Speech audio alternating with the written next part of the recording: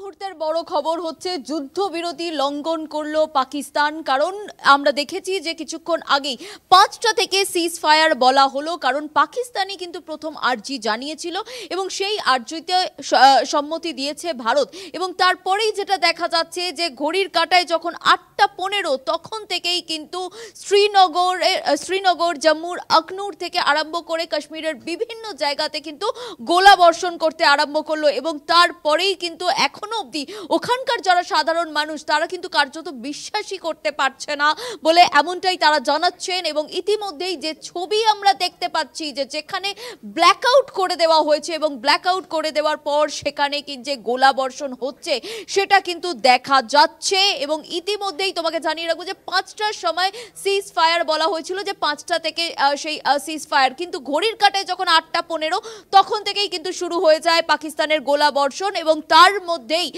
ইতিমধ্যেই কিন্তু সেখানকার চিফ মিনিস্টার ওমর আবদুল্লাহ তিনি একটি টুইট করেছেন এবং তিনি টুইটে লিখেছেন যে সিজ ফায়ারের কথা উল্লেখ করা হলো, সিজ ফায়ার হয়ে গেল এবং তারপরেও কি করে এই গোলা বর্ষণ করছে পাকিস্তান। অর্থাৎ পাকিস্তান আরও একবার তাদের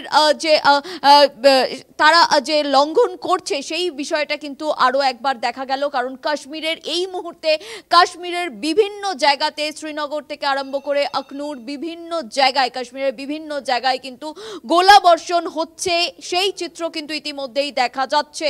এবং ওমর আবদুল্লাহ তিনিও কিন্তু ইতিমধ্যে টুইট করেছেন এবং তোমায় জানিয়ে রাখবো যে তিনি টুইটে বলেছেন যে what the hell just happen to the ceasefire, explosion heard across Srinagar. তোমাকে যেমনটা আমি জানাচ্ছিলাম যে শ্রীনগরের বিভিন্ন জায়গায় ইতিমধ্যে সেখানে কিন্তু গোলা বর্ষণের আওয়াজ পাওয়া যাচ্ছে এবং ড্রোনও